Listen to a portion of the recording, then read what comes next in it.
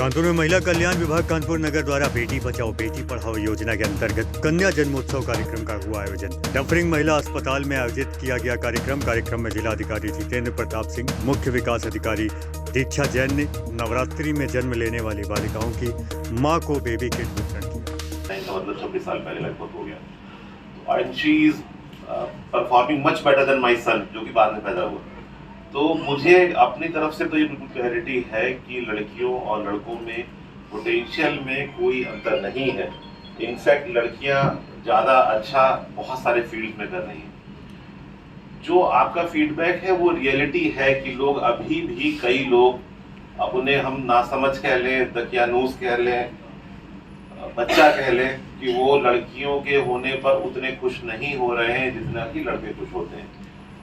Doctor साहब की चिंता शायद ये है कि दहेज है और इसलिए लोग शायद परेशान होते हैं। जो बच्चियां आज पैदा हुई हैं ये मान लेते हैं कि इनकी शादियां जब होंगी तो 2050 हो रहा होगा, 2050, अभी 2025 है, 2050 होगा उस समय, मान लेते हैं औसतन। आप विश्वास करिए कि इन लड़कियों को दहेज मिलेगा, ये होने वाला है। जो हालत है, मेरी बात नोट कर लो, 2050 में से पता नहीं हम में से कौन मिलेगा कौन नहीं मिलेगा। बिलीव मी कि लोग आपके पीछे पीछे भागेंगे कि भैया किसी तरह से अपनी लड़की की शादी मेरे बेटे से कर दो। जो लड़कों की हालत है, लड़कियों में जो टैलेंट है और जो भ्रूण का जो रेशियो डिस्टर्ब तो है, 1000 बच्चियों 1000 लड़कों पे 1000 लड़कियां वैसे ही नहीं है। पढ़ाई लिखाई में जैसी हालत इनकी है, अहंकार या जो पितृत्व प्रधान समाज का जो अहंकार रहा है वो जैसी हालत है, तो आप सब माताओं को मैं अश्योर कर सकता हूँ कि आपको दहेज देने का तो छोड़िए, मना करना पड़ेगा कि नहीं हमें दहेज नहीं चाहिए, हम अच्छा लड़के से मतलब है, दहेज के आधार पे हम आपका लड़का नहीं लेंगे। ये निश्चित रूप से होना है 2050 में। तो आप निश्चिंत रहिए, जो टैलेंटेड है उसके लिए सुविधाएं हैं। तीसरी बात कि शासन की जो नीतियां हैं, जब दकियानूसी लोग होते हैं जो लड़कियों के पैदा होने पर उतना खुश नहीं होते, या लड़की सामने है तो भी कह रहे नहीं लड़का ही है, जब तक 3 बार मैंने न समझाओ, तो उन लोगों की मान्यताओं को ध्वस्त करने के लिए शासन ने आरक्षण की नीति भी लिया है। जैसे यूपी में लड़कियों के लिए 1/3 पोस्ट आरक्षित है, लड़कों के लिए नहीं है। तो नौकरी में भी लड़कियां ज्यादा आएंगी, लड़के तो अपना अहंकार अपनी जेब में लिए घूमे। कुल मिला के जो आपकी चिंताएं हैं उसके क्रम में शासन की अपनी नीति बदलता रहता है।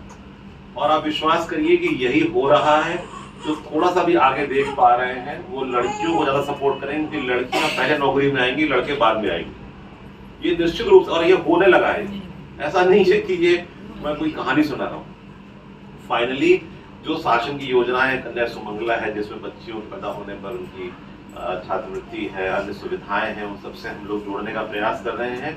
आप लोग सौभाग्यशाली हैं जो माताएं हैं कि उनके घर में बेटियों ने जन्म लिया है। जो हमारे डॉक्टर जितेंद्र की पूरी टीम है, मैं उनका धन्यवाद देना चाहूँगा कि वो एक यहाँ पे एक तरह का पुण्य का काम, मेडिकल प्रोफेशन एक तरह का पुण्य का काम है। ये कारोबार नहीं है, ये कोई सीमेंट बेचना या लोहा बेचना नहीं है, ये कोई अन्य कोई सेवाएं, होटल की सेवाएं नहीं है। ये कुछ ईश्वरीय सेवाएं हैं जो मेडिकल साइंस ने आप लोग के माध्यम से हम लोग को प्रदान करी है। मैं सभी का बहुत आभारी हूँ। इस योजना में जो लोग प्रतिभाग कर रहे हैं और जो हमारी टीम यहाँ बैठी है और जो समाज का सबसे अधिक जरूरतमंद जो तबका है वो यहाँ पर आता है, तो मैं पर्सनली उन सभी हमारे सपोर्ट स्टाफ डॉक्टर्स को, डॉक्टर जी जैन को धन्यवाद देना चाहूँगा अपने हृदय से कि वो आप लोग सोसाइटी के एक तरह के